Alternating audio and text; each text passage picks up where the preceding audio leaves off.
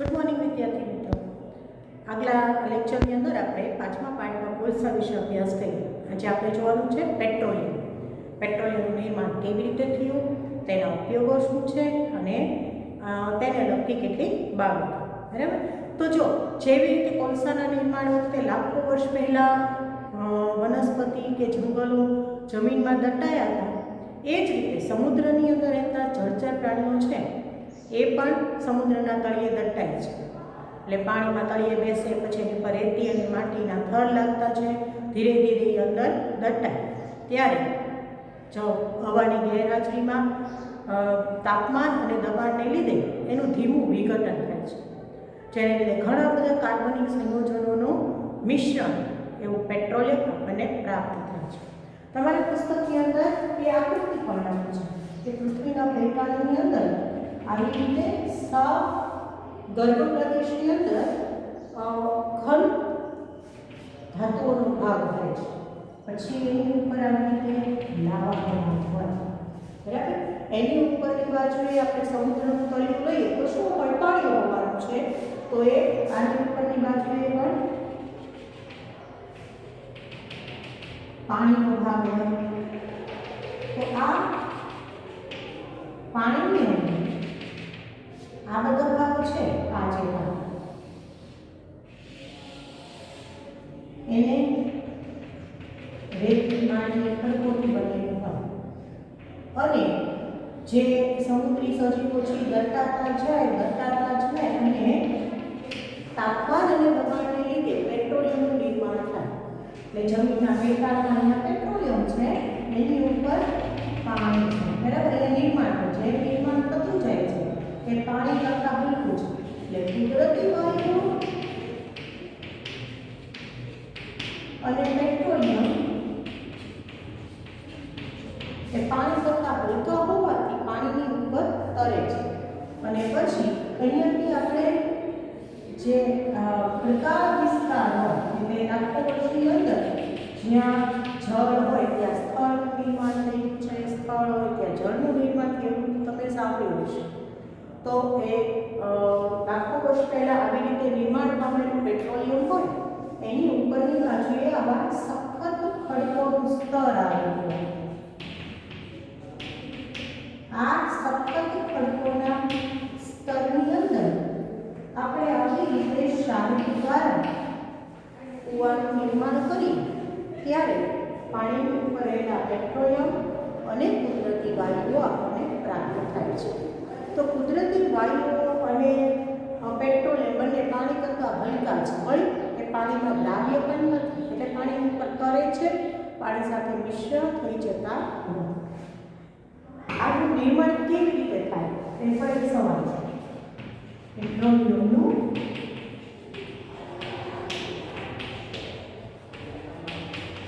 નિર્માણ તો કે લાખો વર્ષ પહેલા સમુદ્રી જીવો સમુદ્રના તળિયે દટાયા.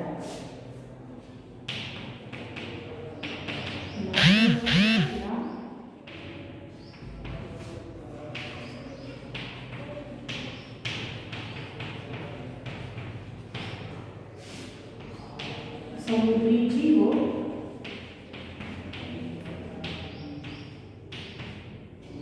દટાયા. એના ઉપર સમુદ્રની જે જીવો ત્યાં દટાયા છે તેના ઉપર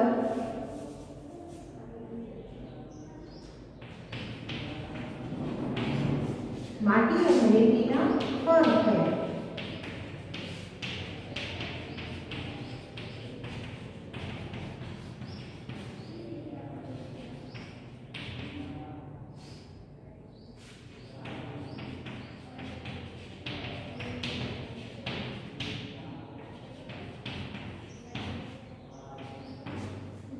પછી હવાની ગેરહાજરીમાં ઊંચા તાપમાન અને ઊંચા દબાણે એનું વિઘટન થયું.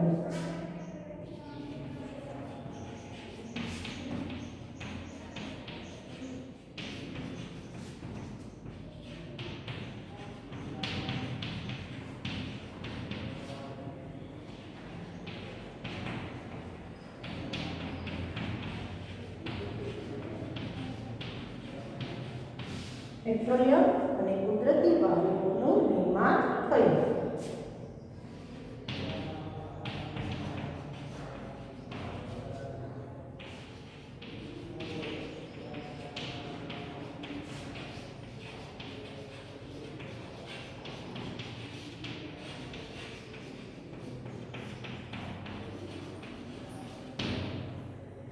તો આવી રીતે જે પેટ્રોલિયમનું નિર્માણ થયું એ પણ કોલસાની અંદર જે આપણે કોલટા કાઢ્યું હતું એ કેમ 200 જેટલા કાર્બનિક સંયોજનોનું મિશ્રણ છે. એમાં પેટ્રોલિયમ પણ ઘણા બધા 200 થી વધારે કાર્બનિક પદાર્થોનું મિશ્રણ છે.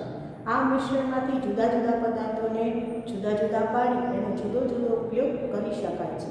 એટલે પેટ્રોલિયમ છે એમાંથી જુદા જુદા પદાર્થોને જુદા જુદા પાડવાની જે પદ્ધતિ છે ને પેટ્રોલિયમનું શુદ્ધિકરણ કહેવાય. આ વસ્તુ છે પેટ્રોલિયમનું નિર્માણ કેવી રીતે થાય છે તમારી ફાઇલમાં લખેલું છે.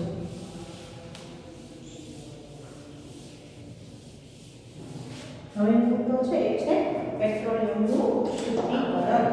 બરાબર, તો પહેલા તો પેટ્રોલિયમ કેવું છે, પછી એમાંથી કેવા પદાર્થો મળે છે.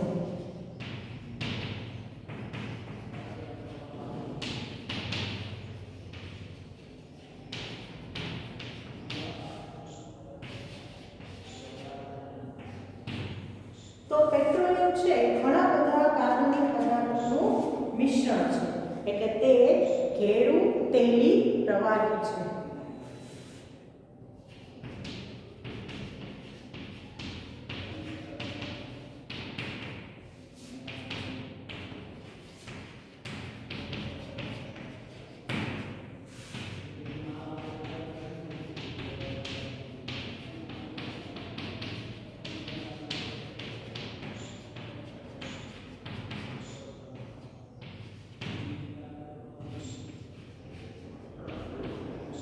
ઘણા બધા કાર્બનિક પદાર્થોનું મિશ્રણ છે. આવા ઘણા બધા કાર્બનિક પદાર્થો છે એને આપણે છૂટા પાડીએ એને પેટ્રોલિયમનું રિફાઇનિંગ અથવા તો વિભાગીય નિસ્યંદન કહે છે. તો એ પણ આપણે જોઈ લઈએ કે પેટ્રોલિયમ છે એ કોનું મિશ્રણ છે. તો કે પેટ્રોલિયમમાંથી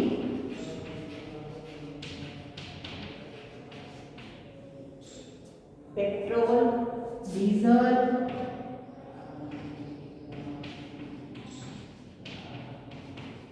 કેરોસીન, મેથાલિન,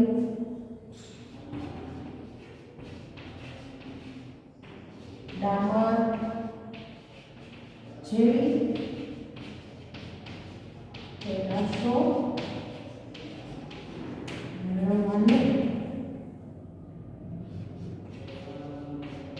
પેટ્રોલિયમનું શુદ્ધિકરણ વિભાગીય નિસ્યંદન કહે છે.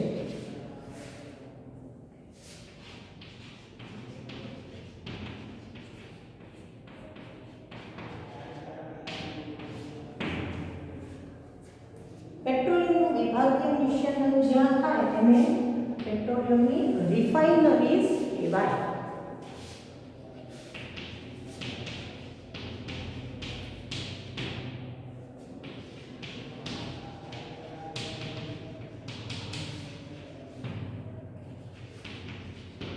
તેને પેટ્રોલિયમની રિફાઇનરીઝ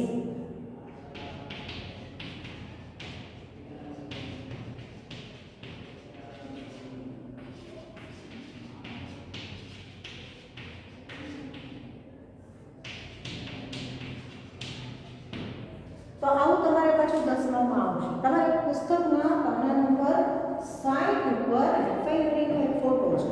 તમે ક્યારે અહીંથી સુરત કે મુંબઈ તરફ જતા હોય તો રસ્તામાં અંકલેશ્વર આવે છે, ત્યારે ત્યાં હાઈવેની સાઈડમાં જ આવી ઘણી બધી રિફાઇનરીઓ આવેલી છે, જેમાં તમે આવા ટાવરો તમારા પુસ્તકની અંદર જાય જેવા ટાવર્સ જોઈ શકો કે રિફાઇનરી છે એના ભાગ રોડમાં ઉપર બસમાંથી જોઈ શકો છો.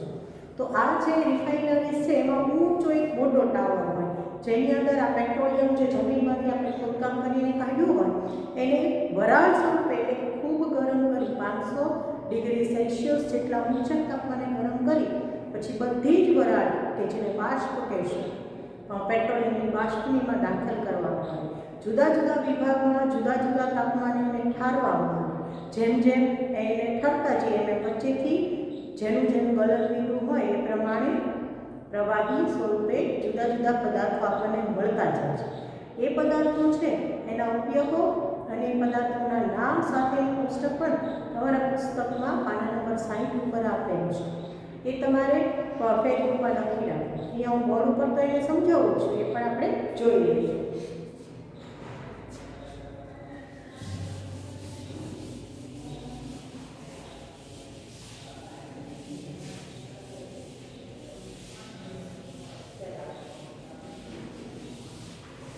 એને પેટ્રોલિયમની આવી બધી જે જુદી જુદી પેદાશો છે એને પેટ્રોલિયમની પેદાશો અથવા તો તમારે પેટ્રોકેમિકલ્સ તરીકે ઓળખવામાં આવે છે. તો આવા એ પણ કોઈ લખી નાખ્યો. પેટ્રોલિયમમાંથી મેળવવામાં આવતી પેદાશોને પેટ્રોકેમિકલ્સ કહેવાય.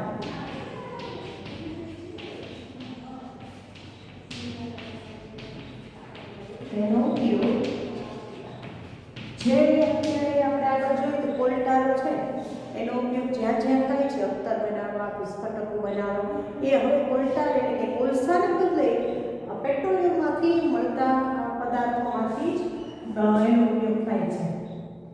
એ અત્તર વિસ્ફોટકો રંગો વર્ણકો વગેરે મેળવવા થાય. ઉપરાંત નીચેની પેદાશો પણ મળે. સૌથી ઉપરની બાજુએ આપણને વાયુઓ મળે છે જેને પેટ્રોલિયમ વાયુઓ કહેવાય.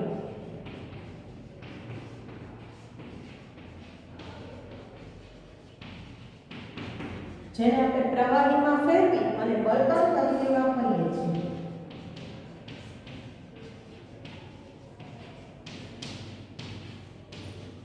LPG લિક્વિફાઈડ પેટ્રોલિયમ ગેસ પ્રવાહીકૃત પેટ્રોલિયમ વાયુ. બરાબર. તો LPG સ્વરૂપે આપણે મેળવીએ છીએ અને તે રસોઈ માટે બળતણ તરીકે વપરાય. બરાબર. રસોઈ કરવા માટે બળતણ તરીકે વપરાય. પછી બીજું આપણને જે મળે છે એમાંથી એ છે પેટ્રોલ. તો પેટ્રોલ છે એ પણ ઘણા બધા કાર્બનિક સંયોજનોનું મિશ્રણ છે અને એનો ઉપયોગ આપણે વાહનોમાં બળતણ તરીકે કરીએ છીએ.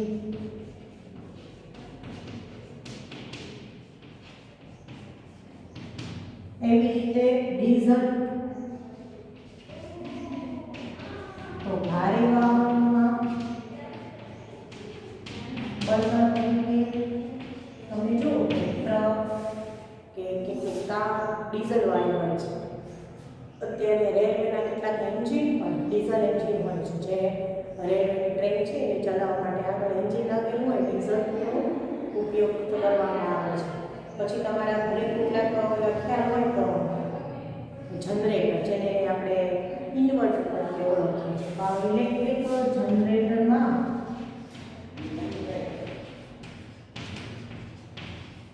બળતણ તરીકે પણ આવે.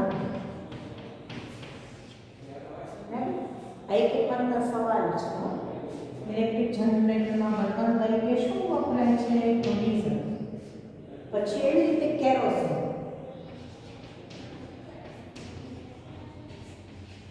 તો કેરોસીન તો તમને ખબર છે સ્ટવમાં બળતણ તરીકે વપરાય, પેટ્રોમેક્સમાં બળતણ તરીકે વપરાય પણ જેટ વિમાનમાં પણ બળતણ તરીકે શુદ્ધ કેરોસીન વપરાય છે. સ્ટવ, જેટ વિમાન, પેટ્રોમેક્સ,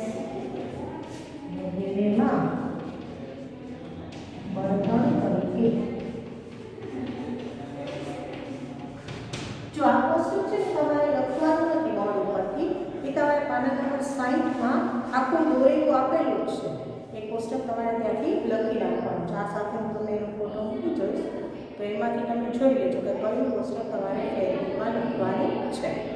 ઓકે, પછી આપણે મૂંઝવણ ઉપરની બાજુ લખીશું.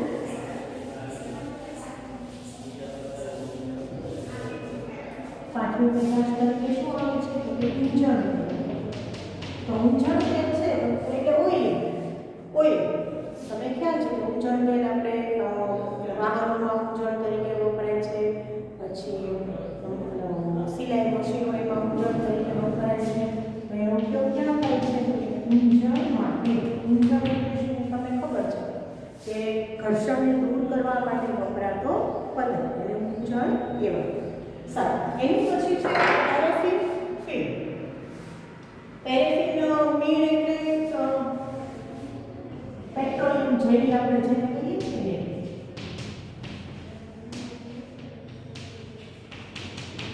પેરેફિન મીણ કે જેને આપણે વેસેલિન તરીકે જે વાપરીએ છીએ, વેસેલિન નામના કંપનીએ પહેલી વાર એનો ઉપયોગ કર્યો. આપણે વેસેલિન એટલે હકીકતમાં પેરેફિન છે.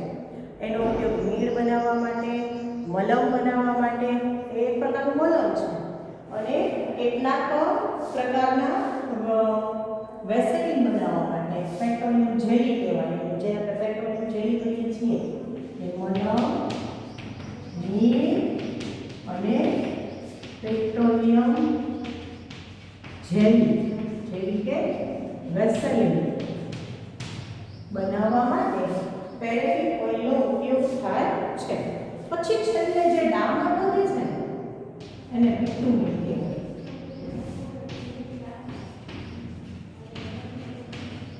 એટલે પેટ્રોલિયમ છે ને ઘેરા કાળા રંગનું કદડા જેવું પ્રવાહી છે. એને આપણે ખૂબ ગરમ કર્યા પછી એમાંથી જેટલો બાષ્પશીલ પદાર્થો છે એ ઉપર ચડી જાય પછી નીચે કાળો કદડો જે રહે છે એને બિટ્યુમિન, આસ્ફાલ્ટ, ડામર એવા જુદા જુદા નામ તરીકે આપણે ઓળખીએ છીએ. એ પણ અસંખ્ય કાર્બનિક સંયોજનોનું મિશ્રણ છે.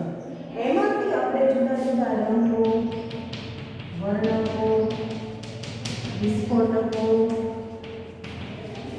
વગેરે મેળવવા ઉપરાંત છેલ્લે જે પ્રવાહી વધે ડામર એનો રસ્તો બનાવવા માટે ઉપયોગ થાય છે.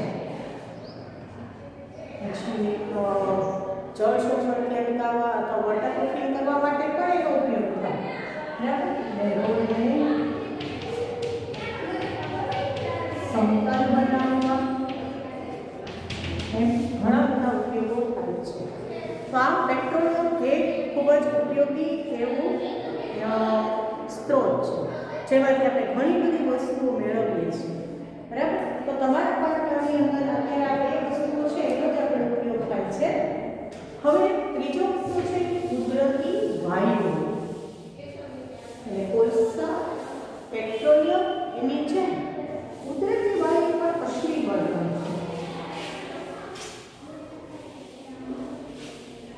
અશ્મિ બળતણનો અર્થ હવે તમને ખ્યાલ થઈ ગયો છે કે જે બળતણ સજીવોના અવશેષોમાંથી મળે છે અને અશ્મિ બળતણ કહેવાય. તો આવી રીતે જ્યારે સજીવોના અવશેષોનું વિઘટન થાય ત્યારે ઘન સ્વરૂપે જે પદાર્થ મળે કોલસા તરીકે આપણે જમીનમાંથી મેળવીએ છીએ, અર્ધ પ્રવાહી સ્વરૂપે જે મળે છે પેટ્રોલિયમ તરીકે મેળવીએ છીએ. પણ આ કોલસાની ઉપરની તરફ પણ કેટલાક વાયુઓ મળે છે, એને કોલ ગેસ કે માર્શ ગેસ તરીકે ઓળખવામાં આવે છે. બરાબર, એનું આપણે આગળ જોઈ લીધું. કોલસા સાથે મળતી પેદાશમાં કોલ ગેસનો ઉપયોગ બળતણ તરીકે થાય, જેમાં મુખ્ય ઘટક મિથેન હોય. એવી જ રીતે પેટ્રોલિયમની ઉપરની બાજુએ પણ આવી રીતે વાયુ સ્વરૂપે કેટલાક પદાર્થો મળે છે, જેને કુદરતી વાયુઓ તરીકે ઓળખવામાં આવે છે. આ કુદરતી વાયુ છે એનું નિર્માણ પણ પેટ્રોલિયમ અને ખનિજ કોલસા છે એની જેમ જ સજીવોના અવશેષોના વિઘટનને લીધે થયેલું છે. પણ એ વિઘટનથી વાયુ સ્વરૂપમાં મળતા જે પદાર્થો છે એ કુદરતી વાયુ તરીકે ઓળખવામાં આવે છે. આ કુદરતી વાયુઓમાં મુખ્ય ઘટક તરીકે મિથેન વાયુ છે.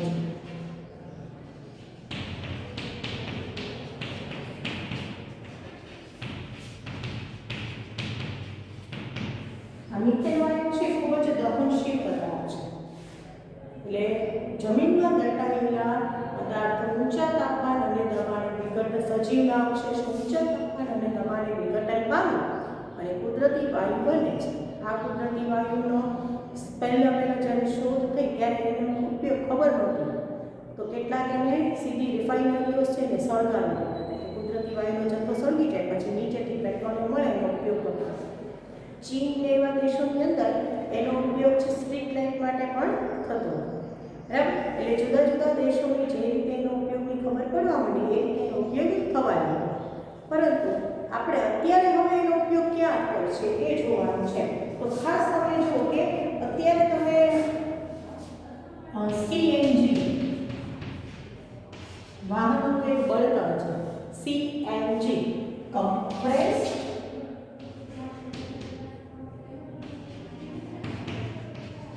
Natural gas. આનું પૂરું નામ છે કમ્પ્રેસ્ડ નેચરલ ગેસ, એટલે ઊંચા દબાણયુક્ત ભરેલો કુદરતી વાયુ.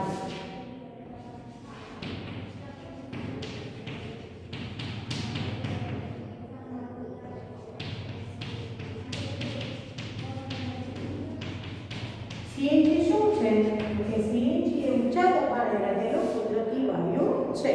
તેનો ઉપયોગ ક્યાં થાય છે તો કે તેનો ઉપયોગ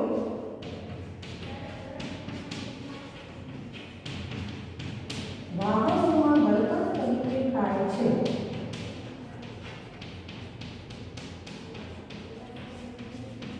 હવે પેટ્રોલ પંપની જેમ ઘણી બધી જગ્યાએ આવા સીએનજી પંપ પણ આવી ગયા છે. એટલે કે સીએનજીથી ચાલતા વાહનો છે એ પ્રમાણ ખૂબ જ વધવા લાગ્યા છે. એનું મુખ્ય કારણ છે કે સીએનજી જે ધુમાડા રહિત જ્યોતિ સળગે છે, ધુમાડો ઉત્પન્ન થતો નથી, પ્રદૂષણ ફેલાતું નથી અને વાહનોની કાર્યક્ષમતા પણ ઘણી વધી જાય છે. એટલા માટે હવે સીએનજીનો ઉપયોગ પેટ્રોલ અને ડીઝલ કરતાં વધુ થવા લાગ્યો છે. એટલે પ્રદૂષણ પણ ઘટે છે અને ખાસ તો વાહનો છે એનો કાર્યક્ષમતા પણ વધે છે. તો સીએનજી એટલે શું છે એનો ઉપયોગ એ તમારે સવાલ પૂછાય છે તો જોઈ લેવાનું. બરાબર, અને કારણ પણ પૂછાય છે કે કારણ એવું પૂછાય કે ભાઈ વાહનોમાં પેટ્રોલને બદલે સીએનજીનો ઉપયોગ વધુ થાય છે. તો કારણ કે સીએનજી એ ઊંચા દબાણયુક્ત ભરેલું કુદરતી વાયુ છે. તેના દહનથી ખૂબ જ પ્રમાણમાં ઊર્જા મળે છે, ધુમાડો ઉત્પન્ન થતો નથી, પ્રદૂષણ ફેલાતું નથી. જ્યારે પેટ્રોલિયમની અંદર રહેલા બીજા મિશ્રિત પદાર્થોને કારણે ઘણા બધા એસિડ વર્ષા માટે જવાબદાર વાયુઓ પણ વાતાવરણમાં ઉમેરાય છે, પ્રદૂષણ ફેલાય છે. પેટ્રોલના બદલે પેટ્રોલ ડીઝલના બદલે સીએનજીનો ઉપયોગ કે વપરાશ વધ્યો છે. તો કારણ પૂછાય તે આપણે લખી શકીએ. બરાબર, તેનો ઉપયોગ વાહનોમાં બળતણ તરીકે થાય છે. તે ના દહનથી વધુ ઊર્જા મળે અને પ્રદૂષણ ફેલાય નહીં.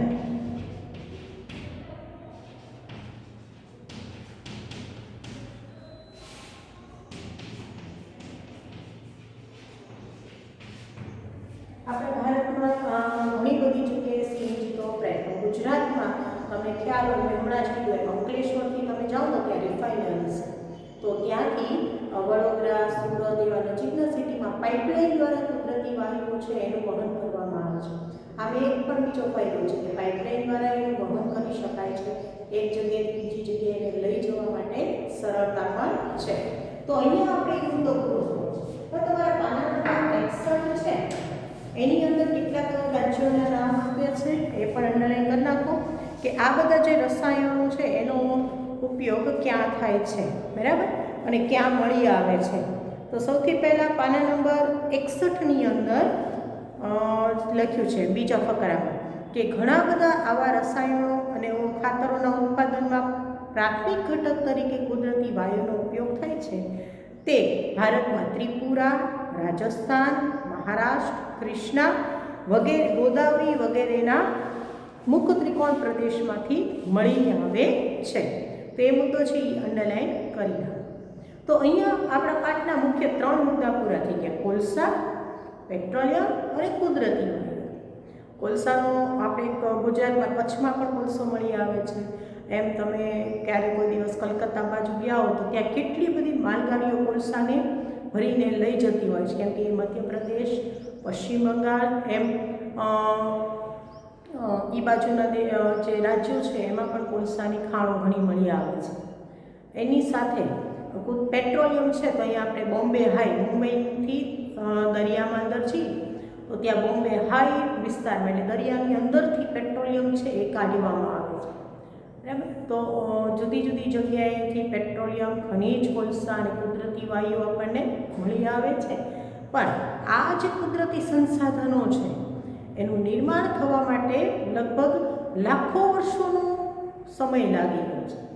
આપણે દરેક વખતે એવું લખ્યું છે કે લાખો વર્ષ પહેલાં દટાયેલા સજીવો કે એના જૈવિક અવશેષોના વિઘટનથી પેટ્રોલિયમ, કોલસા કે કુદરતી વાયુઓનું નિર્માણ થાય છે. હવે લાખો વર્ષ પહેલાં જે દટાયા હોય એ સજીવોનું નિર્માણ થઈને પેટ્રોલિયમ, ખનિજ, કોલસાનો ભંડાર અત્યારે ભૂમિમાં પડ્યો છે. બરાબર, પણ એ જથ્થો જે એ વખતે જેટલા દટાણા એનાથી બનેલો જથ્થો છે એ મર્યાદિત છે.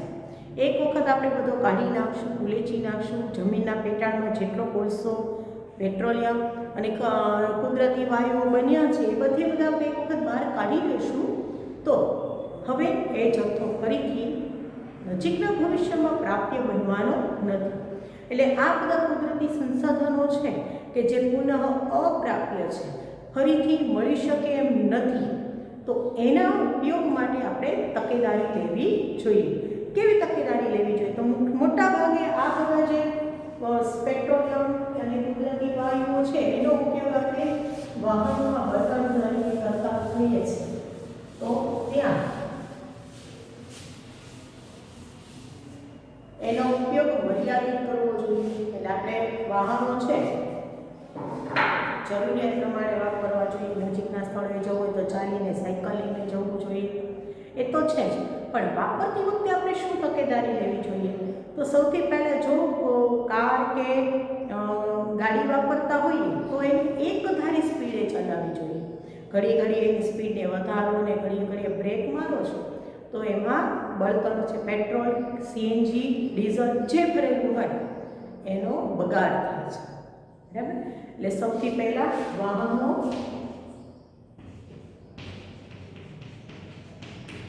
એક ધારી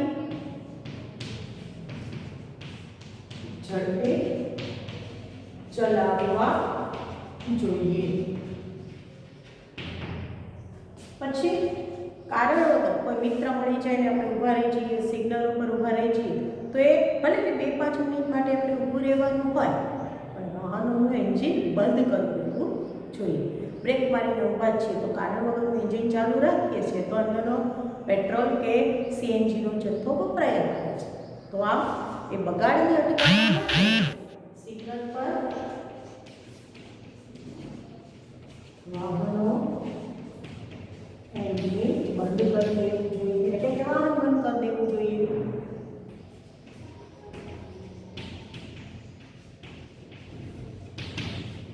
અને વાહનોની જાળવણી રાખવી જોઈએ. એટલે એને સમયાંતરે સર્વિસ કરાવવું જોઈએ, એન્જિન ઓઇલ બદલવું જોઈએ, ઓઇલિંગ કરાવવું જોઈએ. ઓઇલિંગને કારણે વાહનો ફ્રી ચાલશે. જેટલા ફ્રી ચાલશે એટલું બળતણ ઓછું વપરાશે. બરાબર, એટલે વાહનોની જાળવણી કરવી જોઈએ.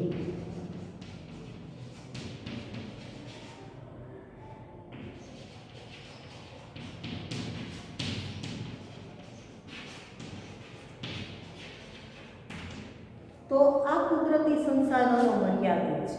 એનો જથ્થો પૃથ્વીના પેટાળમાં જેટલો વધ્યો છે એને લાંબો સમય ચલાવવા માટે આપણે કાંઈક ને કાંઈક કાળજી લેવી જોઈએ. એ કાળજી માટે અગાઉ પણ તમારે ભણી ગયા હશો કે પ્રદૂષણ પણ ખૂબ ફેલાવે છે. તો એની કાળજી લેવા માટે આપણે એનો ઉપયોગ ઘટાડવો જોઈએ. અને ઉપયોગ ઘટાડવા ઉપરાંત એના ઉપયોગ વખતે આવી રીતની તકેદારી લેવી જોઈએ. તો અહીંયા તમારે જે પાઠ છે એનો છેલ્લો મુદ્દો છે પાના નંબર 61 ઉપર, એમાં આ વસ્તુ આપી છે. બરાબર, કે કારણે આમાં પૂછાય છે કે શા માટે પુનઃ અપ્રાપ્ય ઉર્જા એનો ઉપયોગ મર્યાદિત કરવો જોઈએ. તો એના બે કારણો છે. એક તો એનો જથ્થો મર્યાદિત છે,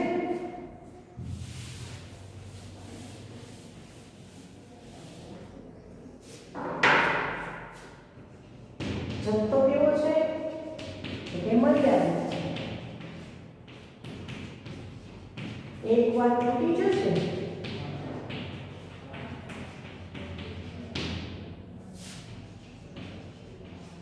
પ્રાપ્ય બનશે નહીં. અને બીજું ખાસ કે પ્રદૂષણ ફેલાવે છે, એટલે કે તેના દહનથી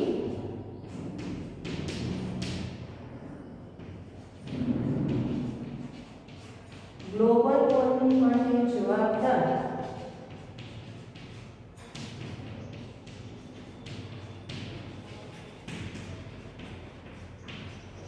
વાયુઓનું પ્રમાણ વધે છે.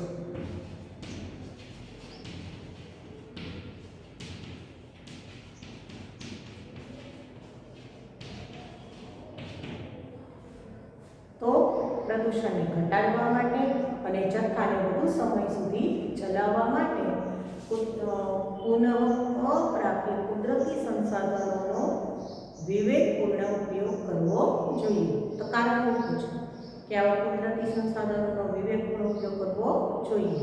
તો આ બે મુખ્ય મુદ્દાની અંદર આવી જવા જોઈએ.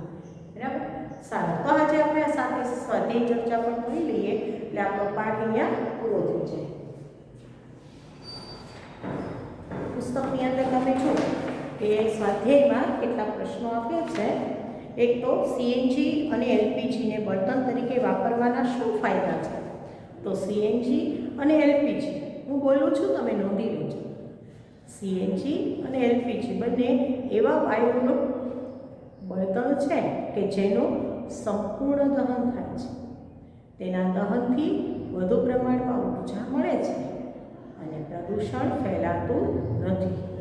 માટે એનો ઉપયોગ કરવો જોઈએ. પછી એને પાઇપલાઇન દ્વારા એક જગ્યાએથી બીજી જગ્યાએ લઈ જવા પણ સરળ છે. બરાબર, તો આ ત્રણ મુદ્દા છે એની અંદર લખવાના કે આવા એવા વાયુરૂપ બળતણ છે કે જેના દહનથી વધુ પ્રમાણમાં ઊર્જા ઉત્પન્ન થાય છે, પ્રદૂષણ ફેલાતું નથી અને પાઇપલાઇન દ્વારા એનું પરિવહન પણ સરળ છે. માટે એલપીજી અને સીએનજી વાપરવાનો આ ત્રણ ફાયદા છે. પછી રોડને સમતલ બનાવવા વપરાતી પેટ્રોલિયમ પેદાશનું નામ આપો તો બિટ્યુમિન. હમણાં જ આપણે લખેલું રોડ ઉપર બિટ્યુમિન આવશે એમાં. પછી ત્રીજું, મૃત વનસ્પતિમાંથી કોલસો કેવી રીતે બને છે તે વર્ણવો. આપણે કોલસાની ટૂંકમાં લખીએ, એમાં સૌથી પહેલાં કોલસાનું નિર્માણ એમ કરીને મુદ્દો લખ્યો છે, એ અહીંયા લખી નાખો. પછી ખાલી જગ્યા. અશ્મિ બળતણ ખાલી જગ્યા અને ખાલી જગ્યા હોય છે. તો અશ્મિ બળતણ તરીકે શું છે? તો કે કોલસો અને પેટ્રોલિયમ. તો પહેલામાં કોલસો, બીજામાં પેટ્રોલિયમ. પછી પેટ્રોલિયમમાંથી વિવિધ ઘટકોને અલગ કરવાની પ્રક્રિયાને શું કહેવાય? તો પેટ્રોલિયમનું શુદ્ધિકરણ. ખાલી જગ્યામાં લખી નાખો, પેટ્રોલિયમનું શુદ્ધિકરણ. પછીની ખાલી જગ્યા લખી છે, ખાલી જગ્યા એ વાહન માટે સૌથી ઓછું પ્રદૂષણ કરતું બળતણ છે. તો સીએનજી. પછી ખરા ખોટા આપ્યા છે, એમાં પહેલો સવાલ, અશ્મિ બળતણને પ્રયોગશાળામાં બનાવી શકાય? ખોટું, ન બનાવી શકાય. એ તો કુદરતી રીતે બને છે. પછી બીજું, સીએનજી એ પેટ્રોલ કરતાં વધારે પ્રદૂષણ ફેલાવે છે. ખોટું, તો ઓછું પ્રદૂષણ ફેલાવે છે. એટલે અ અને બ બંને વિધાન ખોટા છે. પછી ત્રીજું, કોક એ કાર્બનનું સંપૂર્ણ શુદ્ધ સ્વરૂપ છે. સાચું. પછી કોલ્ટા એ વિવિધ પદાર્થોનું મિશ્રણ છે. સાચું. એ 200થી પણ વધારે પદાર્થોનું મિશ્રણ છે. પછી કેરોસીન અશ્મિ બળતણ નથી. તો ખોટું. કેરોસીન છે પેટ્રોલિયમમાંથી મેળવવામાં છે, એટલે એક પ્રકારનું અશ્મિ બળતણ છે. તો પાછું છેલ્લું ઈ વિધાન છે એ ખોટું છે. બરાબર. પછી છઠ્ઠો સવાલ, શા માટે અશ્મિ બળતણ એ પુનઃ અપ્રાપ્ય કુદરતી સંસાધન છે? સમજાવો. તો અશ્મિ બળતણના નિર્માણ માટે લાખો વર્ષને સમય લાગે છે. પછીના લાખો વર્ષ સુધી એના નિર્માણની કોઈ શક્યતા છે નહીં. અને એનો જથ્થો પણ પૃથ્વીના પેટાળમાં મર્યાદિત છે. એટલે અશ્મિ બળતણ છે એક વખત ખૂટી ગયા પછી એ ફરીથી આપણને નજીકના ભવિષ્યમાં મળશે નહીં.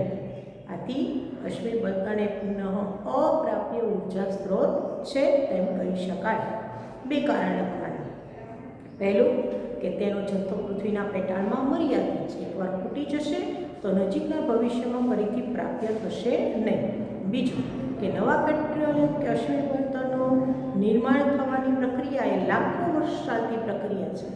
તો આટલા બધા લાખો વર્ષના અંતે જે મળતું હોય એને પુનઃ અપ્રાપ્ય ઉર્જા સ્ત્રોત કહી શકાય. સારું, કોકના લક્ષણોનો ઉપયોગ અલગ હોય તો આપણે બોર્ડ ઉપર લખ્યા હતા. કોક છે એના લક્ષણો લખ્યા હતા કે કાળા રંગનો છિદ્રાળુ ઘેરો એટલે ભૂખરા રંગનો છિદ્રાળુ પદાર્થ છે અને એના ઉપયોગ એ લખ્યા હતા કે ધાતુના નિષ્કર્ષણમાં વપરાય છે, બળતણ તરીકે એટલે સ્ટીલના નિર્માણ તરીકે, એવું આપણે જે બોર્ડ ઉપર લખ્યું તે લખી દઉં. પછીનો સવાલ છે પેટ્રોલિયમની બનાવટ પ્રક્રિયા લખો.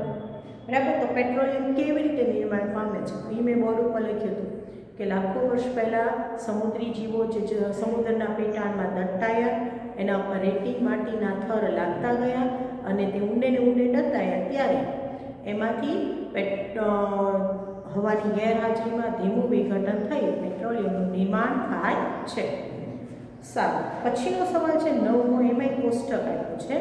આ કોષ્ટકની અંદર પાવરની તંગી દર્શાવે છે અને એના માટે એક આલેખની સ્વરૂપે દર્શાવે. એ સવાલ આપણે આપણી ફેસબુકમાં લખશું નહીં.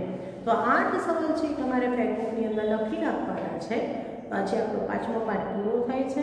8 સવાલને નોંધી લેજો અને ફેસબુકની અંદર લખી નાખજો. Thank you.